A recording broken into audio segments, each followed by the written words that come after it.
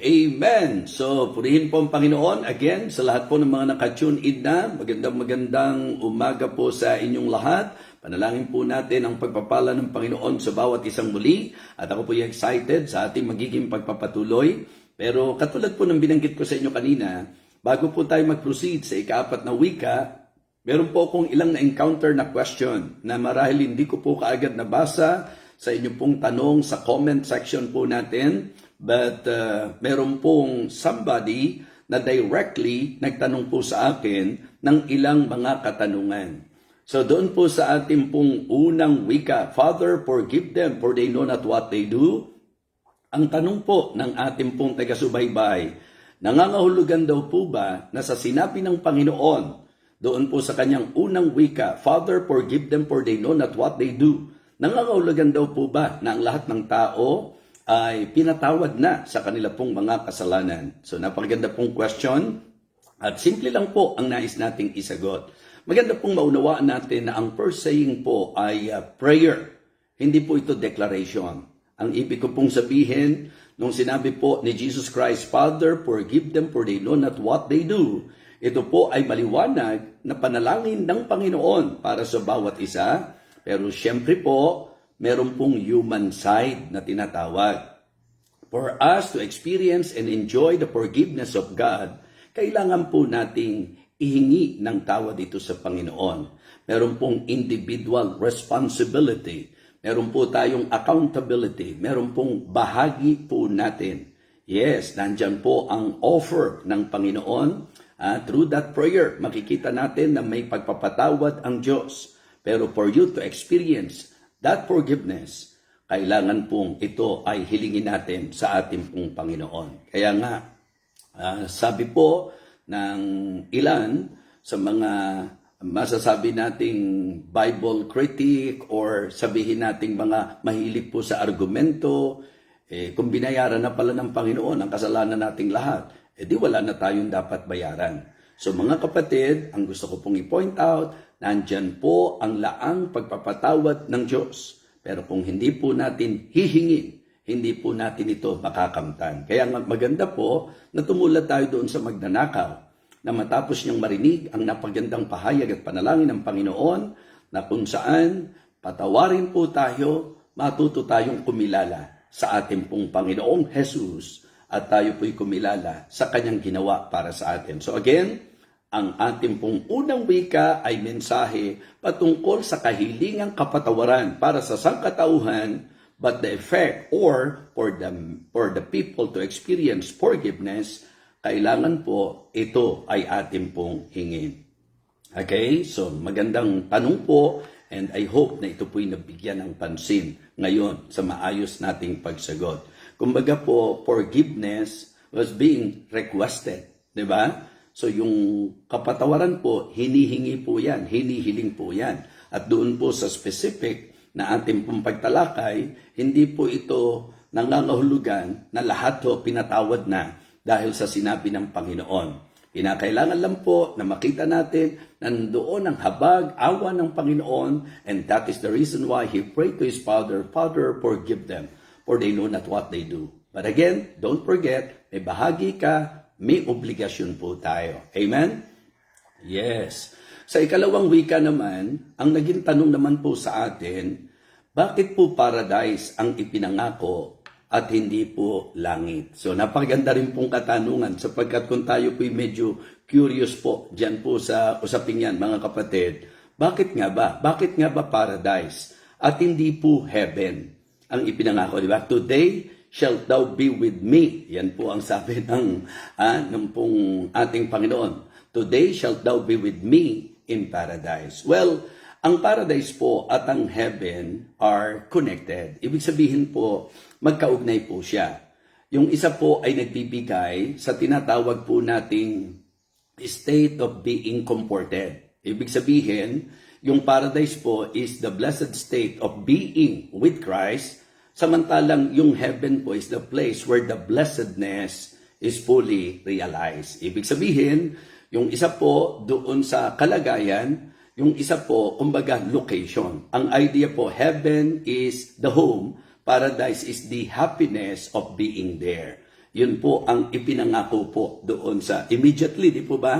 That moment. Ngayon, siguro po, para makita nyo po yung sinasabi ko that paradise and heaven are connected, naalala nyo po, curious ako doon. Sige, tingnan po natin yung sinabi ng 2 Corinthians chapter 12. Remember, in the visions and revelations of the Apostle Paul, sa 2 Corinthians chapter 12. Ayan, kung may Bible kayo, magandang tingnan po natin yan, ho? 2 Corinthians chapter 12. Bubuksan natin dyan.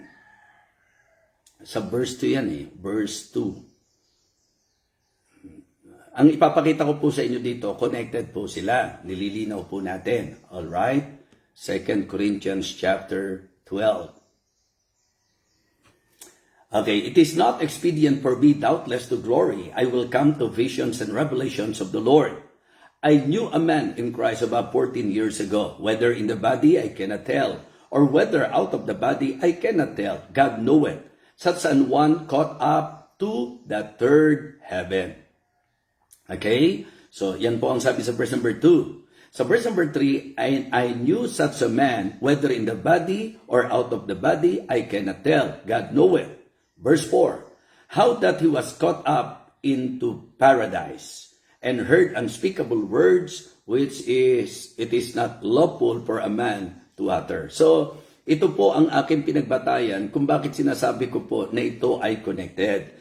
Before, medyo nagdudwell po tayo doon sa paliwanag, yung patungkol doon sa 2 compartments, doon po sa hell, meron pong usapin tungkol sa Abraham's bosom. Pero actually po, pagka tinignan po natin, that moment, that very moment that the thief on the cross called him, sabi niya, Lord, remember me when thou comest into thy kingdom.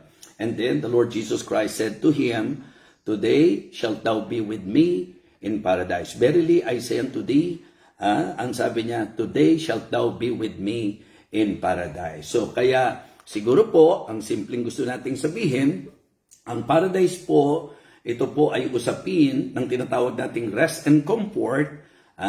Ito po ay abode rin nung righteous, nung mga talagang na-save, yung mga talagang nanampalataya sa Panginoon. A place of immediate fellowship with Christ after death.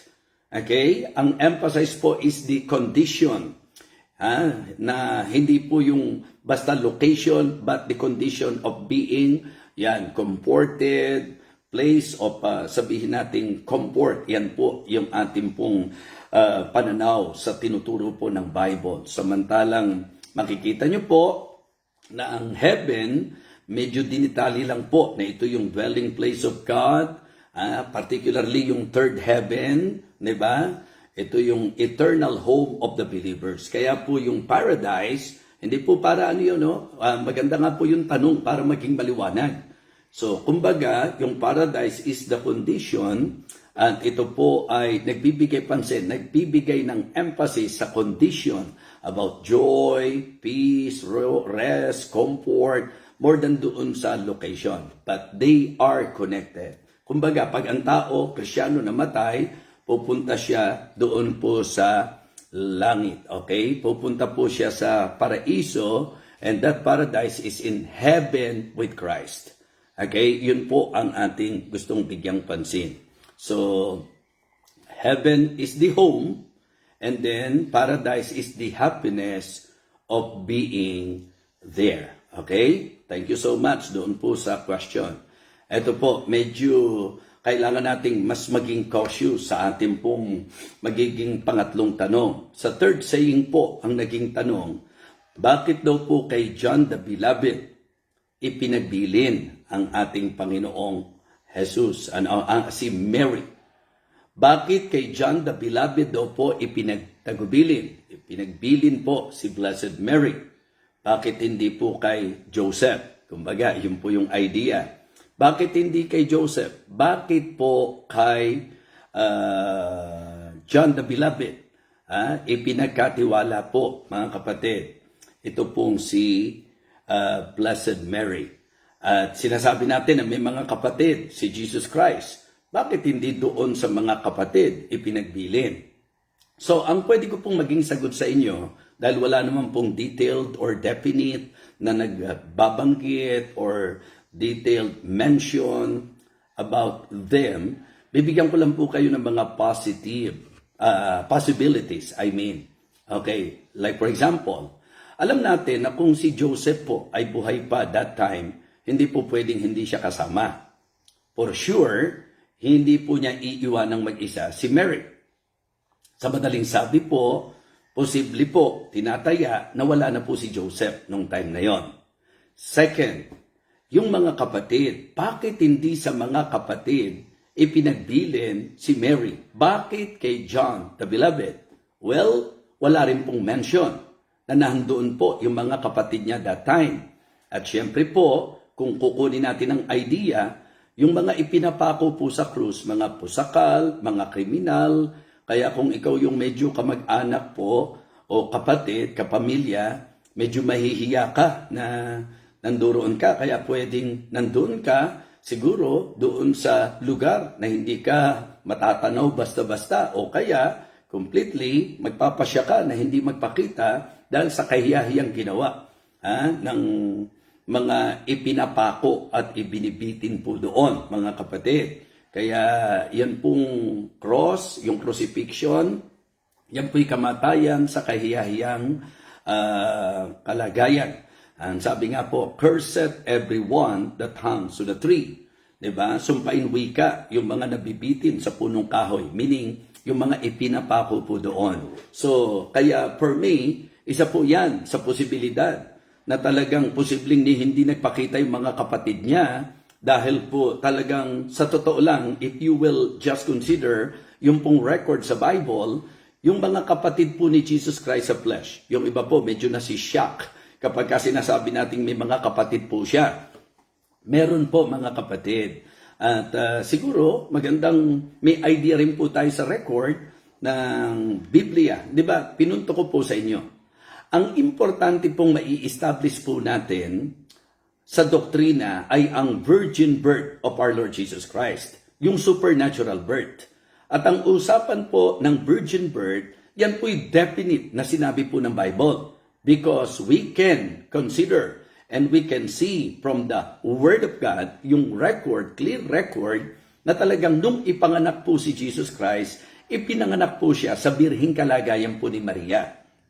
Diba? Alam naman natin yung propesya eh. Kumbaga, behold, a virgin shall be with child. Diba? At yun po ay natupad. Yun po yung naganap. At yung kwento doon, sa mabilisan na lang po, di po ba? Nung pong sinabi na siya'y magdadalang tao, in fact, sabi ni Mary, paano mangyayari yun? How shall this be? How shall this thing be? Seeing I know not a man. And then, diliwanag po ng angel sa kanya na yung imposible sa tao, posible sa Diyos, sapagkat sa Diyos walang imposible. And then, being godly, si Blessed Mary po ay nagpasakop sa kalooban sa kanya na kahit siya po ay nasa birhing kalagayan, mabubuntis siya na napakadelikado po nung kanilang panahon. Malaking issue po yan. Yung pong nabuntis ng dalaga, nabuntis sa kalagayang, hindi pa po masasabi nating mag-asawa. Doon po sa presentation stage, wala pa po sila. Kasi nung katagpuin po siya ng angel, nasa betrothed stage pa lamang po sila, betrothal stage. Ibig sabihin, yun po yung engage sila na magpapakasal pero wala pang nangyari sa kanila. And that is the reason why we need to establish this teaching sapagkat kailangan po na mapagtibay na si Jesus Christ po ay ipinanganak ng birhen. And very sure na sa Bible po, very definite na virgin po talaga si Mary. Ang katotohanan po niyan, nung ito po'y maalaman ni Joseph, tinangka po ni Joseph na takasan po si Mary. And then, of course, the angel of the Lord appeared unto him at sinabi sa kanya, huwag kang matakot, natanggapin mo si Maria na iyong asawa sapagkat ang nasa sinapupunan niya, conceived by the Holy Ghost. Ngayon, iyon ang kagandahan na kapag godly rin po ang mapapangasawa mo, talagang makikinig din po sa Diyos yan. Kaya nga, maganda po na kapag tayo magiging pipili ng mapapangasawa, yung nakikinig din po sa Diyos. So, to cut this long story short, pinigil po ng angel si Joseph and then naintindihan po ni Joseph ang message na kailangan gamitin po si Mary para sa kalagayang birhen na ipapanganak ang tagapagligtas. Okay? And then, sa naging pagsunod nila, niliwanag po natin na sa Matthew chapter 1 and verse number 25, niliwanag po, kinuha po ni Joseph si Mary, pero ang niliwanag sa verse number 25, and knew her not, till she hath brought forth her firstborn son, referring to our Lord Jesus Christ. Pero kunin niyo po yung idea. And knew her not, till. Ang idea po, hindi sila nagsiping hanggat di pa na ipapanganak si Jesus Christ. Kasi kailangang maganap ang kalooban ng Diyos at ang hula na siya'y ipapanganak ng birhen. Okay? Kaya sa Bible po ngayon, may mga record po na ipinakita na sila po ay mga kapatid ni Jesus Christ. May mga kapatid po siya, mga kapatid. Kaya huwag kayong matakot kasi wala naman pong na-violate sa doctrine ng virgin birth or supernatural birth of our Lord Jesus Christ. Kaya lang, kailangan nating maintindihan yung itinuturo po ng Bible. Halimbawa po, ilang mga talata, mga minamahal. Sa Mark chapter 6. Mark chapter 6. Sige po, buksan niyo po ang inyong mga Bible sa Mark chapter 6. Wala pa tayo sa fourth saying. Kaya lang po, ayoko namang isipin na hindi natin binigyang pansin yung pong mga nagtanong po sa atin. So, willing po tayo na sumagot doon po sa mga katanungan po sa atin. Tingnan niyo po ang sabi ng Mark chapter 6, verse number 3. Is not this the carpenter, the son of Mary, the brother of James and Joseph, and of Judah and Simon? And are not his sisters here with us? Are they were offended at him? So yan po ang record patungkol sa kanila. Okay, but Jesus said unto them, a prophet is not without honor, but in his own country, and among his own kin, and in his own house. And he could there do no mighty work, save that he laid his hands upon a few sick folk, and healed them. So mga kapatid, lumalabas po na si Jesus Christ nagkaroon po ng mga kapatid sa laman. Okay, ito po yung half-brother of our Lord Jesus Christ. Kasi, nung pagkatapos po na maipanganak si Jesus Christ, doon sa idea po, and knew her not till she hath brought forth her firstborn son, yun po mga kapatid, ay nagpapakita na hindi naman po pinagbawal at hindi naman po pinigilan ng Diyos na magsasama si Joseph at Mary. Tiniyak lang po na magkasama po sila doon po sa kalagayan po na naipanganak na si Jesus Christ. Ngayon, sabihin natin, hindi, mga kapatid dyan, mga mananampalataya, persecutor nga po niya eh. Di ba? So, offended nga po sa kanya. Tingnan niyo po sa John chapter 7. John chapter 7. Para lang po mabigyan natin ng enough, ano po yung nagtanong. Ang sabi po mga kapatid, sa verse number 1, after these things, Jesus walked in Galilee, for he would not walk in Judea because the Jews sought to kill him. Now the Jews, Feast of Tabernacles was at hand. Brethren, tingnan niyo po sabi ng verse number 3. His brethren therefore said unto him, depart hence, and go into Judea, that thy disciples also may see the works that thou doest. For there is no man that doeth anything in secret, and he himself seeketh to be known openly. If thou do these things, shew thyself to the world. For neither did his brethren believe in him. So just for us to have an idea about the clear teaching of the Word of God, after the birth of Jesus Christ, nagsama po si Joseph and Mary, at narito po sa mga ilang record na binabasa ko sa inyo, na sila po ay nagkaroon ng mga anak bukod sa ating Panginoong Heso Kristo. Malinaw po yan. Hindi nyo po pwedeng sabihin mananampalataya to kasi hindi nga po nanampalataya sa Kanya. Hindi po natin po pwedeng sabing spiritual brothers and sisters ito kasi nga po offended sa kanya. Tinataboy nga po siya. Di po ba? Malinaw po yan sa record. I hope na magiging open-minded po tayo sa pagtanggap ng katotohanan. Kasi yun po ang maganda sana sa Biblia. Yung pakikinggan po natin, hindi po sa paraan kung paano natin siya gustong marinig, kundi kung paano natin siya dapat pakinggan. Okay? Ngayon, nung nag-resurrect po ang ating Panginoon, tinataya na may mga naging kaganapan na po. Like for example, nung kanya pong appearance. Di ba, binanggit po sa 1 Corinthians chapter 15 naman, na nagpakita siya kay James at sa lahat ng mga apostol. So, makikita nyo po na dito naman papasok yung idea na nung siya po ay masabi nating mag-resurrect, mabuhay na maguli, tinatayang yung mga kapatid niya, medyo doon na po sila nakapagbigay pansin at na-convert, mga kapatid. Kaya sa Acts chapter 1, niliwanag po sa Church sa Jerusalem, yung binanggit po si Mary, the mother of Jesus, with his brethren. So, yun po mga kapatid. Kaya doon po sa atin ngayon sinasagot na tanong, dahil hindi pa nga po sila mananampalataya, posibleng wala po talaga sila nung time na yon. So, wala si Joseph, imposible na kung buhay siya, wala po siya doon. So, tinatayang posibleng patay na po siya. Yung mga kapatid naman, persecutor nga po niya. Itinataboy siya, hindi sila mananampalataya. Kaya posible rin po na wala doon. Kaya, simple lang po, huwag niyong isiping pilosopo po itong sasabihin ko. Mahirap pong magbilin sa mga wala po doon. Now, considering na si John, parang yung statement po kasi, yung sinabi po, mga kapatid, woman, behold thy son, para sa akin po, may buo ng relasyon eh. Di po ba? Na-establish na po yung ganong relasyon, yung ganong pakitunguhan. Kaya po yung panatag na pagbibilin po, mga kapatid, sabi niya, woman, behold thy son. And he said unto his disciple, behold thy mother. So kaya for me, yun po yung posibleng dahilan. Okay? Hindi po para piliting masatisfy ang bawat isa sa atin, but as far as my understanding is concerned and knowledge from the Word of God, yun po yung pagkakaalam ko na posibleng patay na po si Joseph that time, kaya hindi po siya present, mga kapatid. Yung mga kapatid naman niya, matindi po ang persecution na naranasan ng Panginoon. Kaya nga wala raw pong propeta na may dangal sa kanyang sariling bayan o sa kanyang sambahayan man. So yun po yung pinaka-idea po na pinakikita sa atin ng Bible, mga persecutor po sila. Kaya posible po na nung naghihirap ang Panginoon, hindi sila visible, wala po, sapagkat kung nandoon po sila mga kapatid, sana na-mention man lang po sila.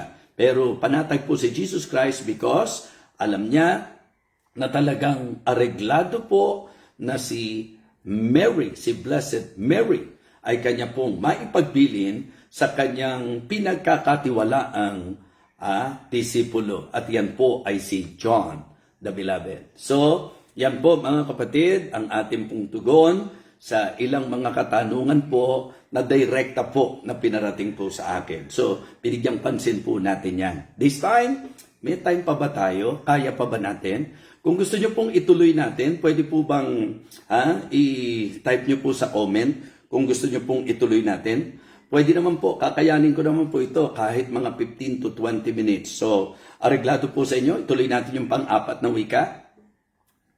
Okay? Yung pang-apat na wika ng Panginoon. Sige po, kung areglado po sa inyo. Nihintay ko. Yes po, tuloy po. Pastor, amen po. Amen po. Ayan, okay?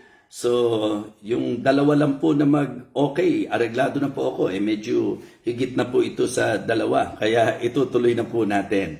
Alright, so sige po mga kapatid. Atin pong bigyang pansin ang ating magiging teksto. Nasa ika-apat na po tayo. Ano po yung first saying? Father, forgive them for they know not what they do. Pangalawa po, today shalt thou be with me in paradise. Pangatlo po, woman, behold thy son. And he said unto his disciple, behold thy mother. Now, sa pang-apat po, makikita natin to sa Matthew chapter 27. Matthew chapter 27, beginning verse number 45. Now from the 6th hour, there was darkness over all the land unto the 9th hour. And about the 9th hour, Jesus cried with a loud voice, saying, Eli, Eli, lama sabachthani? That is to say, my God, why hast thou forsaken me? Ito po yung ika-apat na wika. Some of them that stood there, when they heard that, said, this man called for Elias. And straightway one of them ran and took a sponge and filled it with vinegar and put it on a reed and gave him to drink. The rest said, let us see whether Elias will come to save him. Jesus, when he had cried again with a loud voice, yielded up the ghost. Ayan. So meron po siyang sinabi, hindi po in-specify sa sulat po ni Matthew, Pero sabi ko nga po sa inyo, 7 huling wika ang ating pong naintindihan na lumabas sa bibig ng Panginoon bago siya tuluyang namatay. Panalangin po tayo. Our gracious loving God, our Father in heaven, thank you so much for this opportunity to hear the messages about your 7 last words. I pray, O Father, that you will continue to enlighten our minds. May you guide me, O Lord. Give me wisdom. And please, Lord, bigyan mo rin po ako ng patuloy na kapangyarihan sa aking magiging pagbabahagi ng iyong salita. Patuloy ka pong kumatok sa puso ng bawat isa. And I pray, O God, I pray, O Father, that you will touch the heart of everyone. I pray na ang salita mo po ay makapenetrate sa aming mga puso at maging dahilan upang kami sa aming pong buhay ay makapagbigay pansin sa dakilang paalala at mensahe na nais mo pong makarating sa bawat isa po sa amin. Ito po ang aming panalangin sa pangalan po ng aming Panginoong Jesus. Amen. Okay, masasabi po natin that the cross of Jesus Christ is filled with powerful words.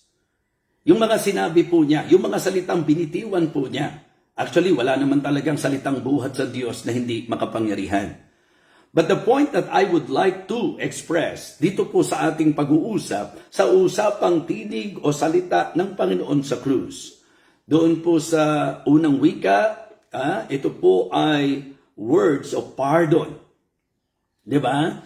So, kumbaga, ang prayer po niya, clemency. Diba? Pardon. Marami po, mga kapatid, na po pwede tayo mabigyang pansin. And then sa ikalawang wika po is promise. Words of promise. Diba? Words of pardon, words of promise. And then, sa ikatlo po, mga kapatid, ito po yung passion. Diba? Yung pong particular na damdamin niya sa kanyang tumayong ina sa laman. And then, dito po sa ating ika-4 na wika is about pain. So mga kapatid, it is about pardon, promise, passion, and pain. Hindi birong pain, mga kapatid. Makikita nyo po na sa lahat ng sinabi ng ating Panginoon, ang ating Panginoon po ay nagsalita ng napakamadamdaming pahayag. Nadama ang kirot, ang hapdi, mga kapatid. Ang tindi ng sakit at hirap when he shouted at nagtatanong po siya, my God, why hast thou forsaken me? Alam niyo po, kung inyo pong napag-aralan, ito po ay nakahula sa scripture. Kumbaga, kinote po ng ating Panginoon. Yung pong nasusulat doon po sa hula, mga kapatid.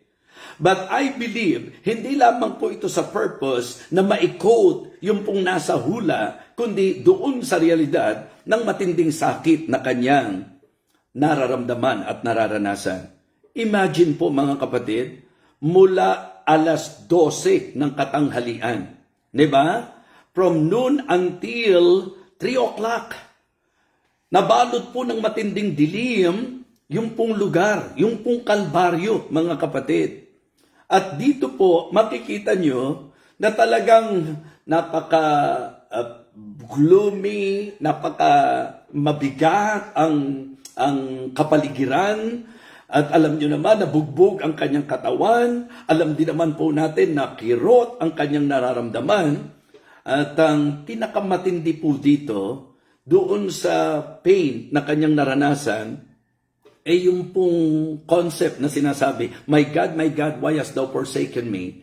And this is about the pain of being separated to the sweet fellowship of our Lord Jesus Christ to His Father.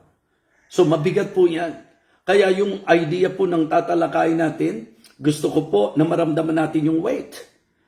Kasi dito parang ang idea po, mas nagbigay pansin siya na tawagin po ang Diyos na, my God, my God. Kasi doon sa unang wika, Father, He addressed His Father, Father, forgive them. Pero pagdating po dito, mga kapatid, ang sabi niya, my God, why hast thou forsaken me? Kaya kung kukunin po natin ang diwa, doon sa pagkakataon na yon, sapagkat sadya naman na hindi siya matingnan ng Ama dahil sa pasan niyang matinding kasamaan ng sangkatauhan. Kasi alam po natin yan, di po ba? Sa Isaiah chapter 53, Verse number 6, all we like sheep have gone astray. We have turned everyone to his own way. And the Lord hath laid on him the iniquity of us all. So that very moment, pasan-pasan ng ating Panginoong Jesus ang kasamaan ng lahat. And that is actually the clear picture of the total darkness na nagko-cover doon po sa lugar. Hindi matingnan ng Panginoon ang karumihan na kasamaan, lahat ng kasalanang pasan-pasan ng ating Panginoon noong time na yon. Kaya mga kapatid, mga minamahal, we need to take this message seriously because this is very serious talaga. Imagine yung tindi ng tiniis ng ating Panginoon.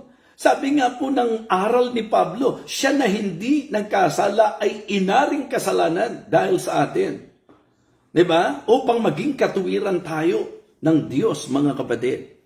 Kaya nga, ang ganda-ganda na ma-realize natin na bilang mga mananampalataya, may Bible tayo. It is a big advantage that we have our Bible with us, that all of our beliefs, talagang ang pundasyon po, salita ng Panginoon.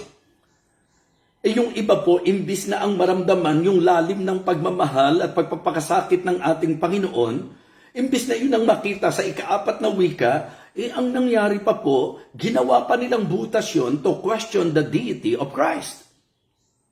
So first of all, let me establish to you that Jesus Christ, our Lord Jesus Christ, siya po yung nakapako sa krus. In reality, siya po ay hindi tao lang. Siya po'y Diyos na nagkatawang tao. Siya po'y Diyos na nahayag sa laman.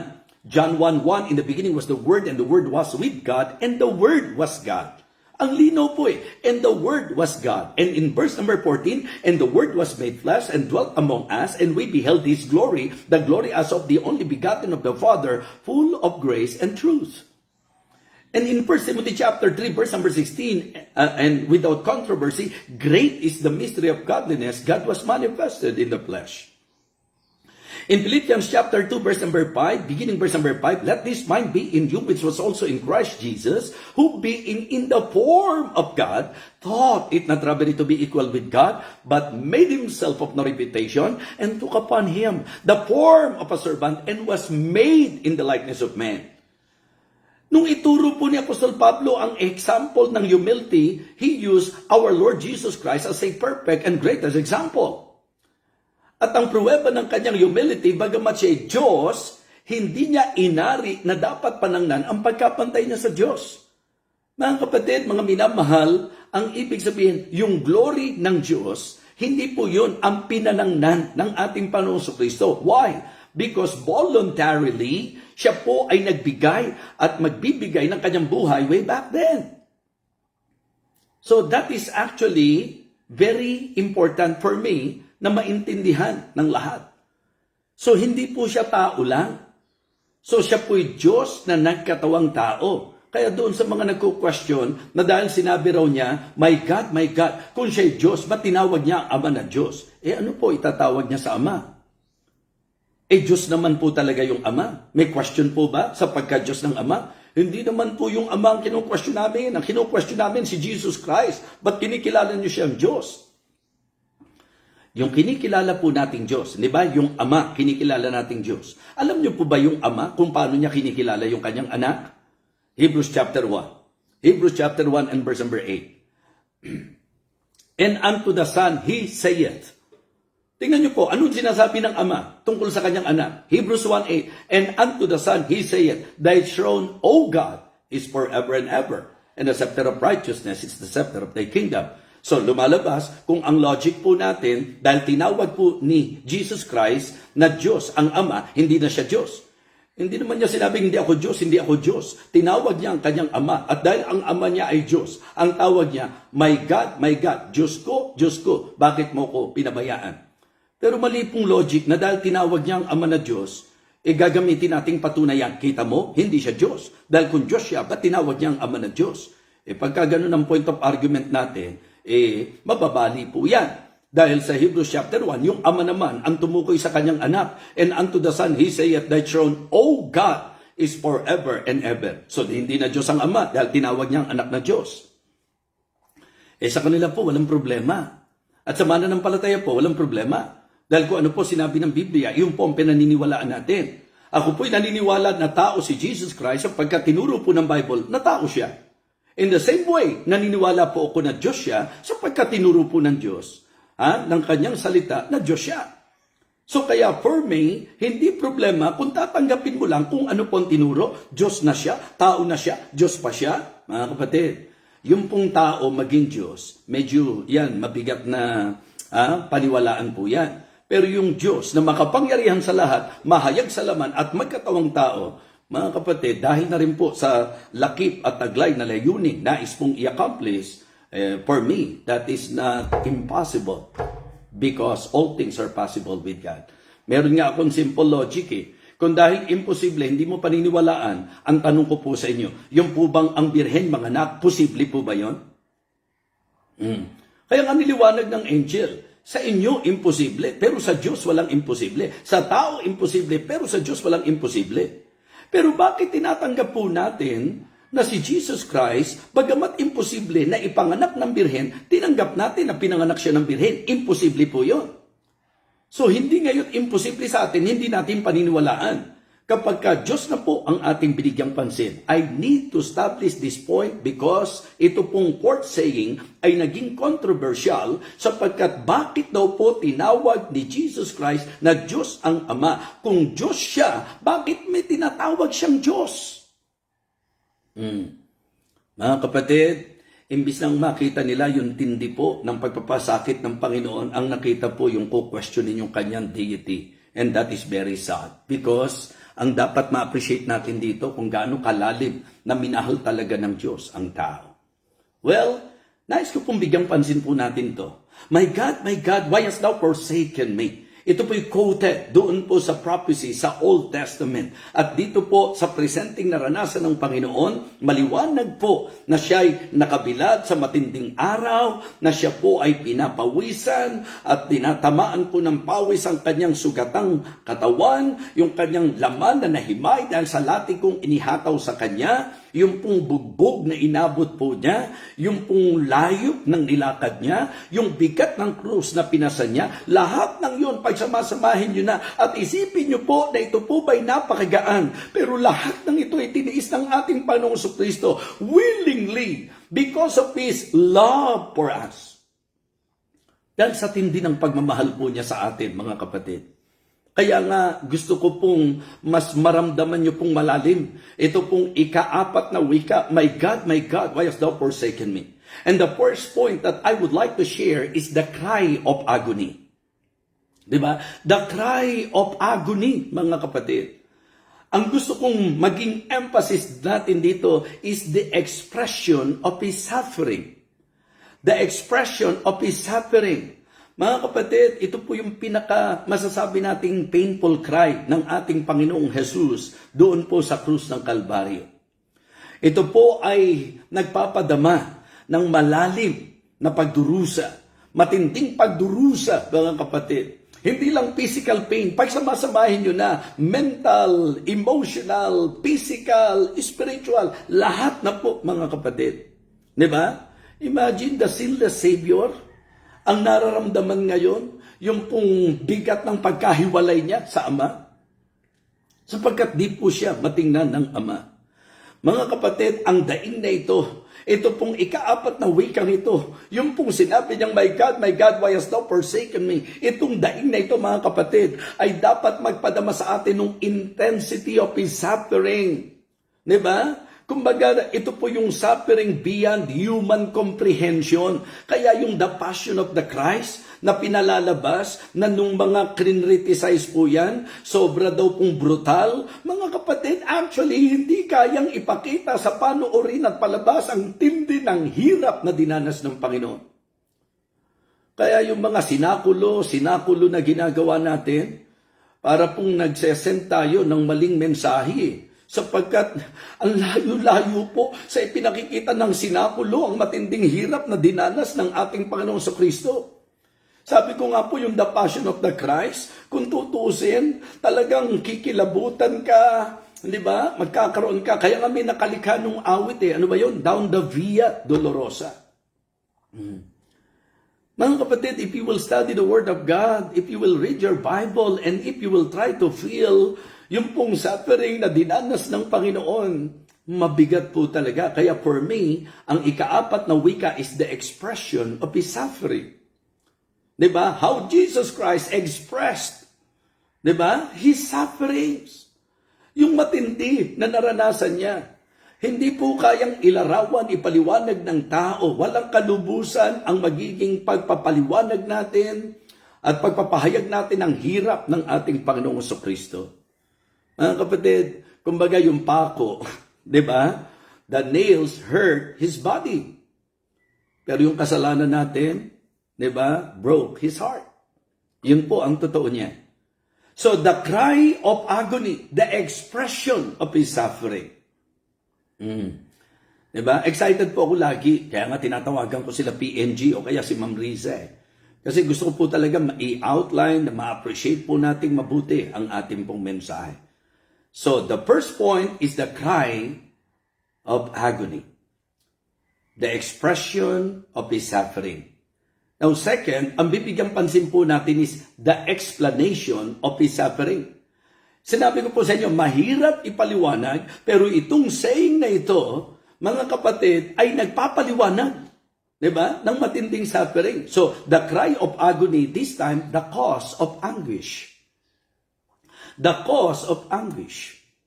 Ano po talaga ang dahilan ng matinding paghihirap na yan? Diba? Mga kapatid, ang reason, ito po ay dahil sa kasalanan ng tao. Hindi kasalanan niya. Kasalanan ko, kasalanan mo, kasalanan ng sangkatauhan. Mga kapatid, yun ang dahilan ng kanyang suffering. So ito po ang gusto kong bigyang pansin sa bawat isa, ng bawat isa, mga kapatid. Yung dahilan, bakit siya nagsuffer? Sino po at ano po ang dahilan? Kasalanan ng tao, mga makasalanan. He became our substitute as we all understand. Diba? We believe and we teach the substitutionary death of our Lord Jesus Christ. Kumbaga, vicarious death, di po ba? So, siya po'y namatay in our stead. Imbis na ako ang ibayubay at ang ipako doon sa krus, inako po ng Panginoon niya. Diba? So, yun po, mga kapatid. Ang dahilan kung bakit nagpakahirap siya, ako at ikaw, ang ating kasalanan. Mga kapatid, kumbaga, yung dalin po niya, yung puot ng Diyos. Diba? Pasan-pasan po niya ang kasalanan na kinapuputan ng Panginoon. At ito po yung binanggit ko kanina sa 2 Corinthians chapter 5 and verse number 21. For He hath made Him to be sin for us who knew no sin, that we may make the righteousness of God in Him. Ang Ama po, kumbaga, itinalikod niya ang kanyang muka sa hindi matingnang kasamaan at kasalanang pasang-pasan ng kanyang anak dahil sa ating pong mga kasalanan. Hindi po yung kanyang kasalanan ang naging dahilan kung bakit siya po ay pinabayaan ng Ama. Ito po ay dahil sa kasalanan ko. Ito po ay dahil sa kasalanan ng bawat isa sa atin. So, simple outline, but the intensity is very important to feel. Kaya huwag niyong iisipin ang usapang kaligtasan at ang usapang mahal na araw ay parang isang ritual na napakagaang na itinatrato ng marami. Ito naman, hindi para magpatawa. Pero minsan nakakatawa po kung ano-ano mga naiisip na gimmick kapag ka mahal na araw. Diba? Naranasan po namin yan. Naglalakad po kami mula po sa lugar namin patungo sa grotto. Tapos kung ano-ano yung sari-saring nakikita natin. Tapos meron pong magpapasa ng krus, may magpapahampas. Pero titingnan niyo po yung hampas, simpleng panghampas na ganyan. Pag nalakas, nagagalit pa po at sumasama pa ang loob. Sa aral po, yung pong ipinanghampas sa Panginoon, yung pinakadulo po ng latigo na inihataw sa kanya, 49 stripes. Yung pong nagiging kayod po nito sa kanyang laman, yung hiwa nito sa kanyang katawan. Mga kapatid, tuwing ihataw ang latigong ganyan at hahatakin po yan, sasabihin nating mahuhukay, talagang mahihimay ang kanyang katawan. Kakayurin ang kanyang laman. Ganun po katindi. Kaya huwag nating insultuhin yung sakripisyo ng Panginoon. Hindi po kayang ilarawan ito sa palabas, hindi po kayang ilarawan ito sa sinapulo, at lalong hindi po pwedeng itulad ito sa penitensya na ginagawa ng tao. Mga kapatid, time na para gumising po tayo. Diba? The cry of agony, the expression of his suffering. Mga kapatid, the cause of anguish, the explanation of his suffering. Why he suffered so much? It is because of me. It is because of you. It is because of the sins of the whole world. And then thirdly, it is good also to learn the effect of his suffering. The effect of his suffering. The cure for all. Nung sinabi po sa Isaiah na kaya siya nasugatan upang tayo po'y magsigaling, yung po palang pasakit, pagpapakahirap, lahat ng tiniis ng ating Panginoong Jesucristo, ito pala ang lunas para sa lahat. Hindi pala ang penitensya, hindi pala ang pagsasakit mo sa sarili mo, hindi po pala yung pong mga pamamaraan ng tao, yung ritual ng tao, yung seremonya ng tao, yung pong mga masasabi po nating sakripisyo ng tao. The suffering of our Lord Jesus Christ. Ito po ang cure para po sa lahat. The cure for all. The effect of his suffering, mga kapatid. Well, lagi ko pong ginagamit na illustration. Ang kapatawaran, nandyan po. Pero kailangan mo itong hilingin. Yung kaligtasan, kaloob ho yan. Pero kailangan mo yang tanggapin. So it is very important for us to really understand the human accountability, responsibility, and the human side. Si Jesus Christ ay tagapagligtas ng mga mananampalataya sa Kanya. Sa katotohanan, Savior of all siya. Tagapagligtas siya ng lahat. But the effect ng Kanyang pagiging Savior, ito po ay mangyayari lamang sa mga kikilala sa Kanya. Kumbaga mga kapatid, simpleng ilustrasyon, kumakain tayo, may somebody na nag-offer na siya ang magbabayad, pero nireject mo. Binayad na nga doon sa pakibalik niyo po, ito po yung bayad ko, ako po ang gusto kong magbayad. Hindi ba parang ganun yung ginagawa natin? Binayaran na niya sa krus, pero ang gusto natin, isa-isang tabi po yun dahil gusto nating tayo ang magbayad. Sa paanong paraan? Sa paraan na tayo po ang gumagawa ng ating pong pamamaraan sa kaligtasan. Rejection po ang tawag dyan. Rebellion po ang tawag dyan. So the cure for all. Diba? Siya po'y pinabayaan. Siya po, mga kapatid, ang sabi po, my God, why hast thou forsaken me? Para po sa ating ikapagpapatawad. Siya po'y nagsuffer para sa ating pong ikaliligtas. Siya po ay nagsakripisyo para tayo po ay maipagkasundo sa Panginoon para maging possible po ang reconciliation. Mga kapatid, my God, why hast thou forsaken me? Naalala ko po, the argument, the answer. Diba? Yun po yung mga binigyan ko po ng pansin sa mga messages kong nakaraan tungkol sa 7 huling wika ng Panginoon. You see, hindi mauubos ang mensahe. Napakaganda po na dapat nating matutunan. Mga kapatid, the cure for all. Ang unang binigyan pansin po natin, the cry of agony. The expression of his suffering. Pangalawang puntos po natin is the cause of anguish. The explanation of his suffering. And then thirdly, the cure for all. Ang lunas para sa lahat. It is about the effect. The effect of his suffering. Kapatid, pinabayaan siya ng Ama para tayo po magkaroon ng pagkakataon sa kapatawaran, mahugasan sa ating mga kasalanan, for without shedding of blood is no remission. Kasi yung kasalanan nagpahiwalay sa Diyos at sa tao, kaya that moment, pasal ni Jesus Christ ang kasalanan ng tao, kaya hindi po siya matingnan ng ating napakabanal na Diyos. So mga kapatid, siya po'y nagsuffer para sa ating kaligtasan. Okay?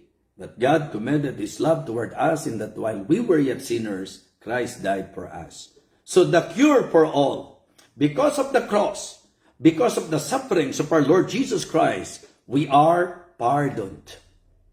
Diba? Kumbaga, lahat ng lalapit, magpapakababa at hingi ng tawad, tayo po ay pinatawad ng Panginoon. Kristiyano ka, pinatawad lang po tayo ng Panginoon.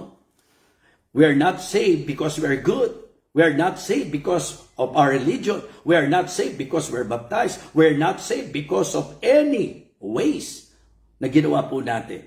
We are saved because of the suffering of our Lord Jesus Christ. Because we put our faith sa ating pong Panginoon. So, we are pardoned. Ikalawa, we are positioned in Christ. Pangatlo po mga kapatid, we are promised eternal presence with God. Diba? Ipinangako po sa atin yung talagang eternal life. Yung kaligtasan, yung buhay na walang hanggan. Kaya nga, mga kaibigan, mga minamahal, uulitin ko po. Kung gusto po natin ng makabagbag damdaming tagpo, aralin niyo pong mabuti ang ika-4 na wika ng Panginoon. And your deep study will bring you doon po sa deep agony, anguish na naranasan ng ating Panginoon. My God, why hast thou forsaken me? Nakita po natin sa ating pong mensahe ngayon na hindi po tama na questionin natin ang deity ni Christ. Dapat nga ma-appreciate natin siya ng lubos sapagkat yung kanyang pagka-Diyos, yung luwalhati nito, hinubad niya. Bumaba siya sa lupa, nagkatawang tao para bayaran ang kasalanan ko at ang kasalanan mo upang sino mang sa kanya'y sumampalataya ay huwag mapahamak kundi magkaroon ng buhay na walang hanggan. So ang ika-4 na wika is about the expression of His suffering, the explanation of His suffering, and the effect of His suffering. I hope and I pray na muli po tayong naliwanagan, nakilos, at kung hindi pa tayo saved, kung hindi pa tayo ligtas, mga kapatid, if you are not yet saved, ito na yung pagkakataon. Humble yourself before God. Bigyan mo ng halaga yung ginawa po niya sa atin. Huwag po nating tingnan mababaw ang kanyang pagpapakasakit at paghihirap. Ginawa niya yon upang ako at ikaw ay mapatawad. Upang ako at ikaw ay maligtas. Kaya sa mga gusto pong tumanggap sa Panginoon ngayon, naniniwala kayo na para ka maligtas, kailangan mong manampalataya sa ginawa ni Jesus Christ. Imagine His sufferings. Yung lahat ng tiniis niya para sa atin. And the consolation is that pagka ikaw ay nagtiwala sa Kanya, ito po ang consolation sa puso po ng ating tagapagligtas. Why not open your heart to Jesus this morning and by faith, accept Him. Yung kanyang ginawa na siyang nagpakasakit, namatay, nalibing at muling nabuhay. Kung nais niyo pumbuksan ang puso niyo sa Panginoon, ililid ko po kayo sa isang panalangin. Unawain niyo po sa panalangin ito, tatawag po tayo sa Diyos para aminin po natin na tayo makasalanan, na tayo po'y mapapahamak, hindi natin kayang iligtas ang ating sarili, tayo po'y magpapakababa, kikilala, hihingin ng tawad sa Diyos, at buong pananampalataya, tatanggapin po natin siya bilang tagapagligtas. Kung ito po ang kilos ng Banal na Espiritu sa iyo, kaibigan, sumunod ka sa panalangin ito ng tapat sa iyong puso, mataimtim. Mataimtim, ito ang pinaka-the best na paggunita sa mahal na araw. Yung mataimtim tayong lumapit sa Panginoon at angkinin natin siya, buong pananampalataya bilang ating tagapagligtas. Kung nais mong manampalataya, tumanggap sa Panginoon, sumunod ka sa panalangin ito. Dakilang Diyos, salamat po sa iyong salita. Inaamin ko po na makasalanan ako, na mapapahamak. Hindi ko kayang iligtas ang aking sarili, O Diyos, patawarin mo po ako. At ngayong sandaling ito, buong pagpapakababa, kinikilala ko na ikaw ang tagapagligtas. Kinikilala ko po ang ginawa mo para sa akin. Na ikaw ay nagdusa. Ikaw ay namatay, nalibing at muling nabuhay. O Diyos, pinupuksan ko po ang aking puso, Panginoong Jesus. Buong pananampalataya, kinikilala kita, tinatanggap kita bilang aking tagapagligtas. Pinananampalatayanan ko po ang ginawa mo sa krus ng Kalbaryo. Salamat po sa kaligtasan. Salamat po sa buhay na walang hanggan. Ito po ang aking panalangin. Sa pangalan po ng aming Panginoong Jesus. Amen. Amen. Kung ikaw ay nanalangin at naintindihan mo na ang panalangin ito'y pahayag ng iyong pananampalataya kay Jesus na nagdusa para sa atin, ang pangako ng Biblia ay kayo may buhay na walang hanggan.